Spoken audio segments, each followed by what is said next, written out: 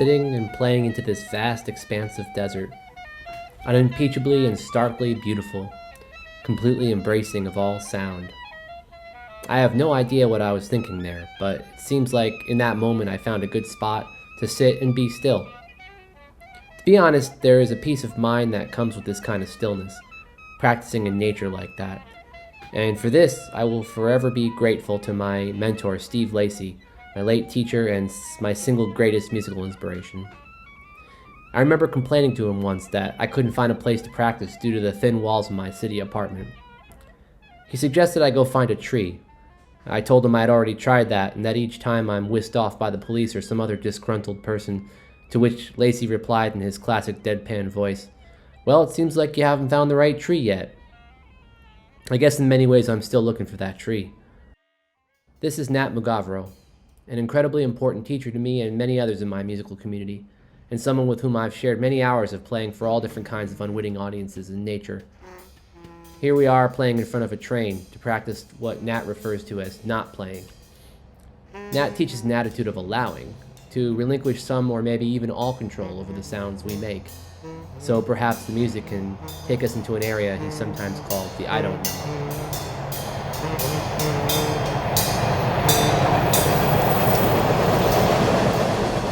And so these are some of the ideas that have shaped me. And this is what I try to bring into my concerts. Here playing one of my favorite Steve Lacy solo pieces.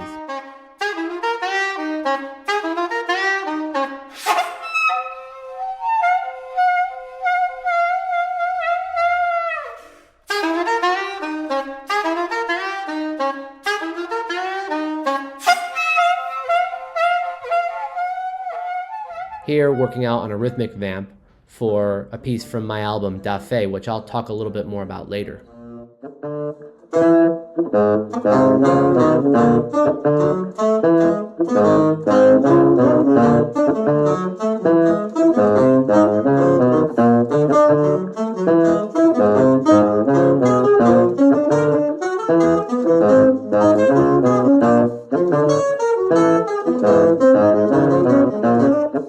What makes me more curious about all of this is what the mystic and spiritual teacher Krishnamurti calls an impossible question.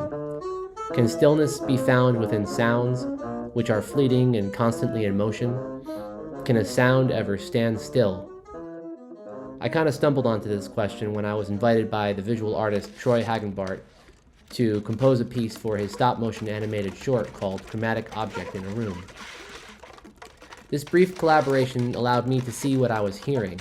How could I create a piece that could accompany a static image?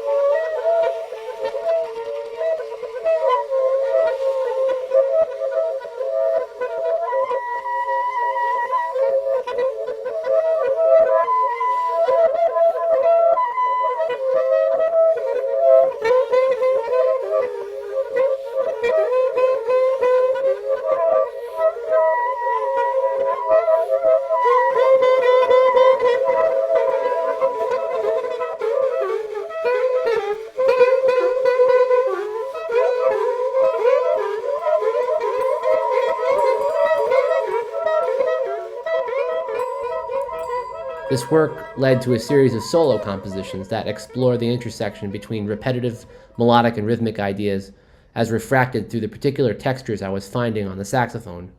Here's an excerpt of a performance I did in Philadelphia that explores some of this work.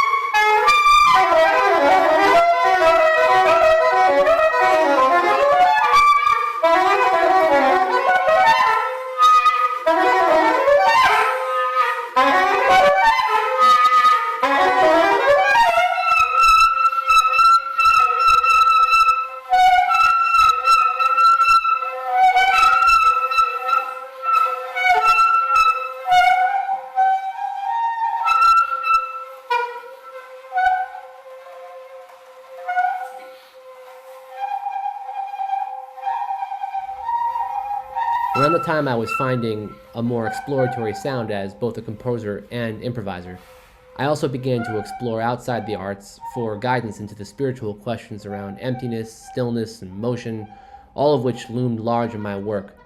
Sorry to say I have no answers to share with you here, but I did pick up a few helpful tips that led to what I think are some interesting musical experiments. Growing out of my involvement with insight meditation communities, I became aware of some of the ancient texts from various Buddhist traditions, in particular the Shurangama Sutra. This text comes from the Chinese Mahayana lineage, and in it you'll find page after page of evocative metaphors based in the natural world whose purpose is to explain the singular stillness of enlightenment. One of these metaphors likens stillness to the digging of a well, namely the empty space created as a result of digging. The question the text posed is so on point, which is, does the emptiness exist because of the digging, or does it arise of itself without a cause? Besides this relevance to my line of inquiry I mentioned before, the wordplay was impossible to resist, so I called my record The Digging, in which stillness is depicted through highly repetitive rhythmic patterns that provide a bed for constant interactive motion.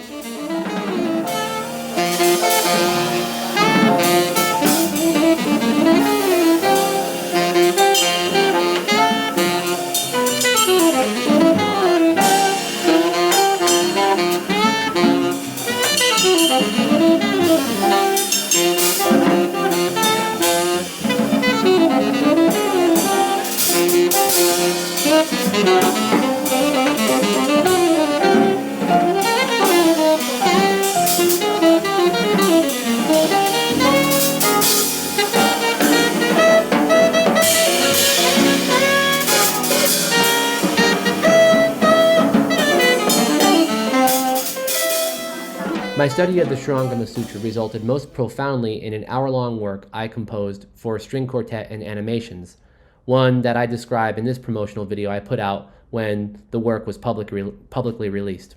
The music features Mivos Quartet.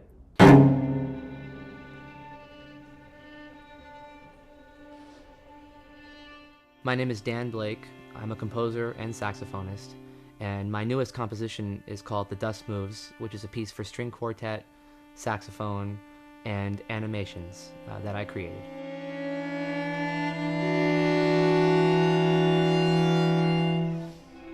The first scene of the piece is this sort of surreal desert.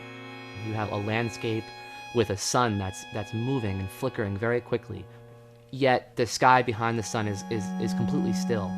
And this scene is then subjected to all kinds of transformations, but it doesn't really change. It's always there. The piece starts to collect around one note, which then all of a sudden becomes noise. And we see this sun transform into a different kind of orb, which then explodes.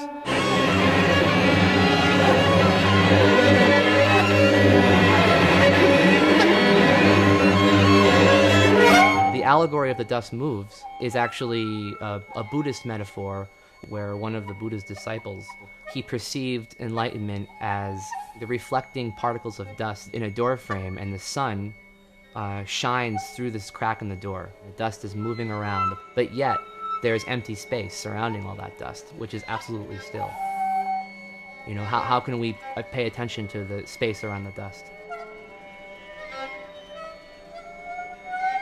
One of the things that I think this piece offers is a true embedded collaboration between a so-called jazz instrument, the way I play the saxophone, and a string quartet. The kind of metaphorical hinges of the composition, I would leave them loose, so maybe the door could rattle around and we could all play around with this together and maybe find new doors to open. This is something that's only possible through collaboration, through inviting players to really get inside the sonic universe that we really created together.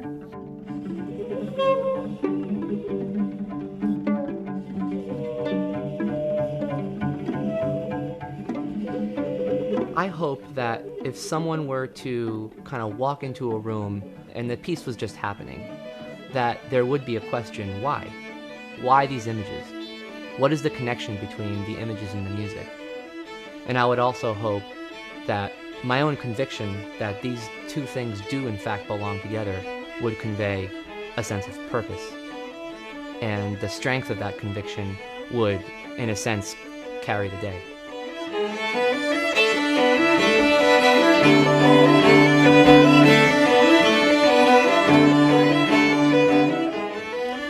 After this piece, I began to think more seriously about composing a large-scale chamber work for improvisers. I had the great honor of working with the maestro Anthony Braxton as a soloist on his Trillium E opera, and I knew that his Tri-Centric orchestra, formed around this opera, would be the ideal ensemble to premiere such an orchestral work. When I was invited to compose for the Tri-Centric Chamber Orchestra, which is comprised of some of the most accomplished improvisers in New York, I wanted to try my best to create a work that would utilize their skills as fully as possible while still maintaining the integrity of my own aesthetic interests. The resulting work is called Agora, referring to the lively marketplaces of ancient civilizations. In this excerpt, you'll see a sample of how I translate improvisational ideas into notation.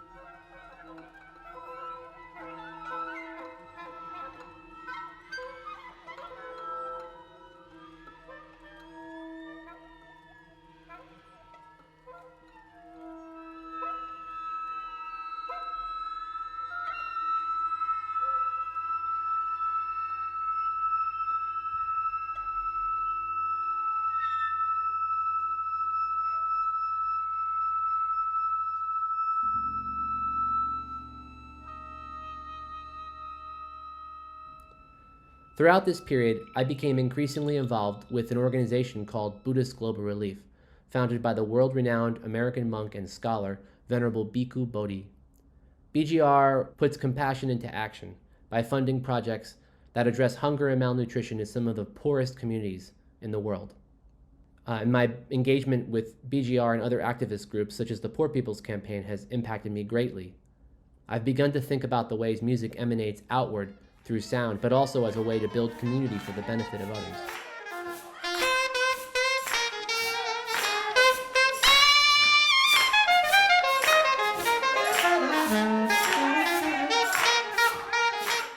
Here's a little something from a recent Poor People's Campaign workshop, which we called Songs in the Key of Resistance.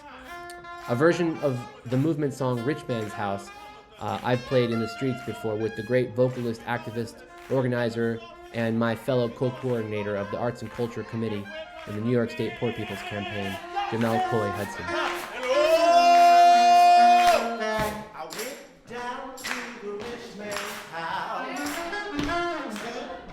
So what does it mean for art and culture to really address the kinds of intersecting crises facing all of humanity, perhaps most urgently the warming climate and the extreme economic inequality that leaves so many people in utter deprivation?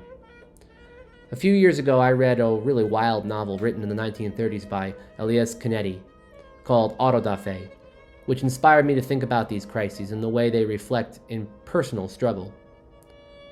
This led me to think about faith. What does it really mean to have faith in something or someone, and where shall we put our faith?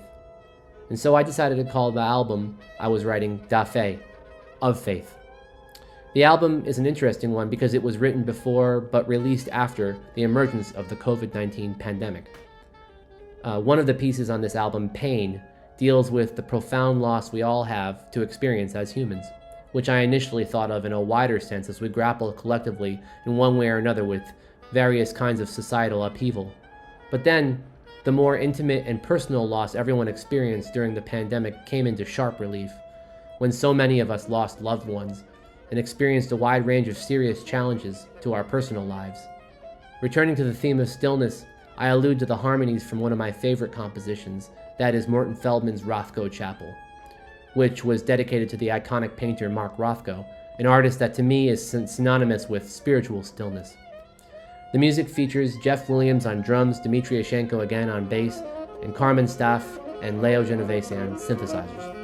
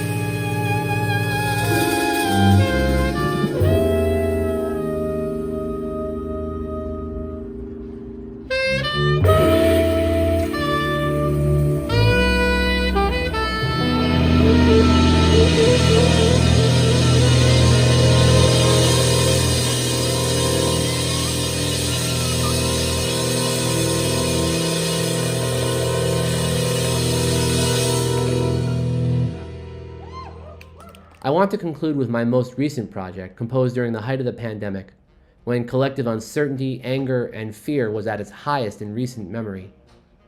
During this period, I kept thinking about the life and writings of Jarvis J. Masters. Jarvis J. Masters is a world-renowned author and Buddhist practitioner who has been incarcerated on death row in San Quentin, California, for over 3 decades for a crime he did not commit. In his books and essays, Masters asks the question, where do we find our freedom? Through all the unspeakable hardship he's experienced, Masters developed a deep well of human compassion within himself, which he's put into practice by helping countless others in myriad ways. Some of these stories are told in his first book, Finding Freedom. His second book, the celebrated memoir recently selected by Oprah Winfrey to her book club, That Bird Has My Wings, became the primary inspiration for a work for ballet, which I called Got My Wings. Through this work, I've had the honor of speaking with Jarvis J. Masters, interviewing him numerous times for various community events, public performances of the work, as well as an educational workshop on art and incarceration that we're currently in the process of developing.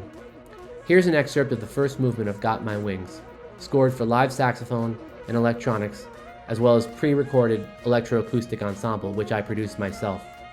The work is danced by Westchester Ballet Company, with choreography by Tomiko Magario. And I'll leave you with this. I hope you've enjoyed this, my contribution to Impact series, and I look forward to hearing from all of you and seeing you at a future performance. Thank you very much.